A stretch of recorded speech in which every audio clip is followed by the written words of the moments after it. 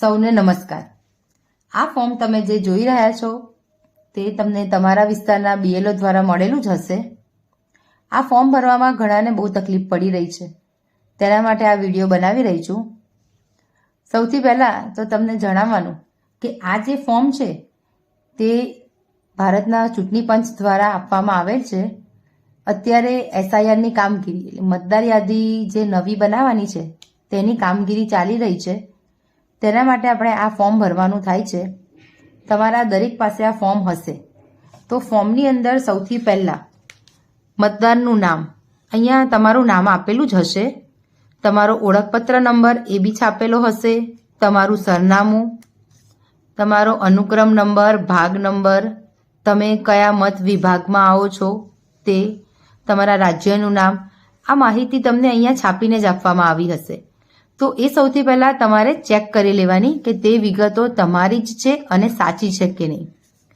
તેની બાજુમાં અહીંયા આગળ સ્કેનર આપેલું છે, તેને તમારે કશું જ કરવાનું નથી, એની સાથે કોઈ પણ પ્રકારની છેડછાડ કરવાની નથી। અહીંયા આગળ તમારો ફોટો આપેલો હશે, અહીંયા બાજુના ખાનામાં તમારે તાજેતરનો પાસપોર્ટ સાઇઝનો ફોટો ચોંટાડવાનો છે। આટલું તો તમને ખબર પડશે જ, પણ આપણે આગળ જોઈએ। પહેલું ખાનું છે જન્મ તારીખ, કયા ફોર્મેટમાં લખ્યું અહીંયા લખેલું છે દિવસ, મહિનો અને વર્ષ। પછી છે આધાર નંબર, કૌંસમાં વૈકલ્પિક લખેલું છે, પરંતુ આપણે જો આધાર નંબર હોય તો અહીંયા કમ્પલસરી લખવાનો છે। મોબાઈલ નંબર, તમારો જે નંબર કાયમ ચાલુ રહેતો હોય તે જ નંબર અહીંયા લખવો। પિતા અથવા વાલીનું નામ, અહીંયા આગળ તમારે તમારા પિતાનું નામ લખવાનું છે, અને જો પરણિત સ્ત્રી હોય તો તેણે તેના પિતાનું પૂરું નામ લખવાનું છે।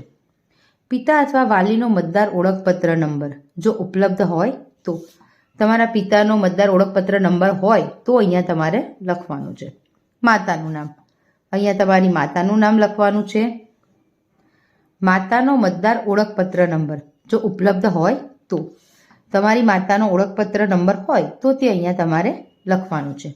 જીવનસાથીનું નામ જો લાગુ પડતું હોય તો, જો આ ફોર્મ સ્ત્રી ભરતી હશે તો તેણે અહીંયા આગળ તેના પતિનું નામ લખવાનું છે, અને જો પુરુષ ભરતો હશે તો તેણે તેની અહીંયા પત્નીનું નામ લખવાનું છે। જો અપરિણિત વ્યક્તિ હશે તો આ બંને કોલમમાં તેણે કોઈ જ વિગત ભરવાની રહેશે નહીં। જીવનસાથીનો મતદાર ઓળખપત્ર નંબર જો ઉપલબ્ધ હોય તો, જો અહીંયા પતિનું નામ લખ્યું હોય તો તેનો ઓળખપત્ર નંબર, પત્નીનું નામ લખ્યું હોય તો તેનો ઓળખપત્ર નંબર લખવો।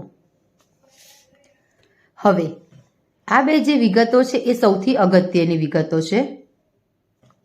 જો તમારું નામ, તમારી ઉંમર 38 વર્ષ કરતાં ઓછી હોય તો તમારે ફક્ત આ બાજુની વિગતો ભરવાની છે। 38 વર્ષ કરતાં ઓછી ઉંમર હોય તો તમારે ફક્ત આ બાજુની વિગત ભરવાની છે, અહીં કશું જ લખવાનું નથી। અહીંયા જે સંબંધીનું નામ છેલ્લા એસઆઈઆરમાં અગાઉના કોલમમાં આપવામાં આવ્યું છે તેની વિગત લખો।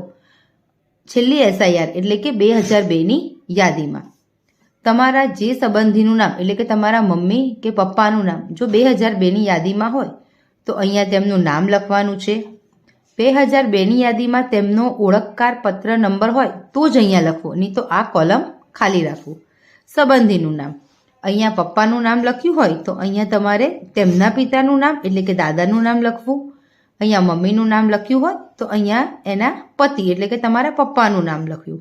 સંબંધ, અહીંયા મમ્મીનું નામ લખ્યું હોય તો અહીંયા પતિ, અહીંયા પપ્પાનું લખ્યું હોય તો અહીંયા પિતા।